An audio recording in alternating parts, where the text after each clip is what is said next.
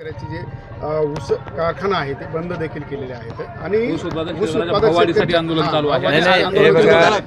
त्याला जोडून शेतकरी असा युक्तिवाद करतात की बजरंग सोनवणे यांच्या कारखान्याने 3000 भाव दिलाय, मग माजलगावमध्ये का शक्य होत? हे बघा, पहिला प्रश्न असा आहे की तुमच्या प्रश्नाचं उत्तर पहिल्यांदा की हा प्रकार करत असताना प्रत्येक ऊसाच्या कारखान्याचं क्षेत्र वेगळं आहे. कारखान्याच्या क्षेत्रानुसार रिकव्हरी येते, रिकव्हरीनुसार भाव ठरतो.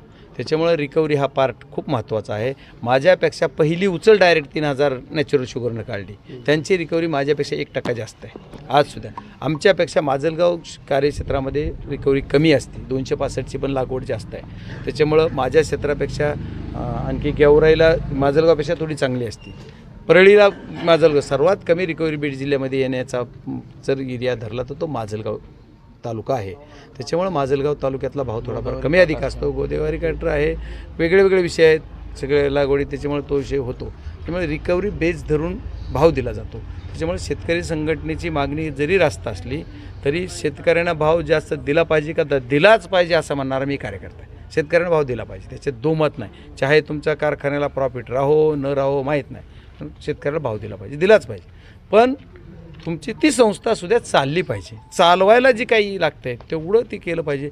आता कुणी काय आरोप करतात काय करतात, मी कुणाचं तुमचे 10% लोक काय करतात माहीत नाही, पण आम्ही जेवढे कारखाने चालवून, आता मोहनदादा पण कारखाना चालवतात एक माजलगावमध्ये, तिथली परिस्थिती थोडी वेगळी आहे. त्या परिस्थितीनुसार त्यांना तिथं भाव देणं गरजेचं आहे. आणि मागच्या वर्षीची रिकव्हरी बेस धरा तुम्ही, म्हणजे आज की मागच्या वर्षी रिकव्हरी किती होती, पण त्या रिकव्हरीचा बेस धरून त्याच्या 75% पहिली उचल दिली पाहिजे.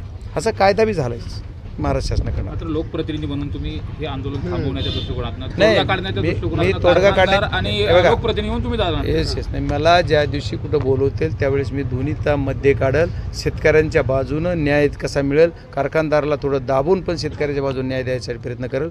आणि मी जो 3000 रुपये डिक्लेअर केलेला आहे तो तिचा भाग विषय म्हणजे माझ्या इकडल्या रिकव्हरीचा फरक त्यांच्या इथला थोडा वेगळा फरक आहे, त्याच्यामुळे तो विषय आहे. आणि आपल्याकडं हा शेतकरी आंदोलनाचा विषय एवढा नव्हता, पण आता बहुतेक कारखाने बंद झालेत असं कळतं आहे. आणि या सगळ्या गोष्टींना आता कसं प्रत्येक 14 दिवसात FRPची रक्कम द्या असे सुद्धा विषय आहेत. त्याच्यामुळं माझेसुद्धा आज तुमच्या सर्वांच्या माध्यमातून सांगतो की माझ्या कारखान्याचं बिलसुद्धा आज बँकेमध्ये जमा झालेलं असेल संध्याकाळी 5 वाजेपर्यंत. खूप खूप धन्यवाद.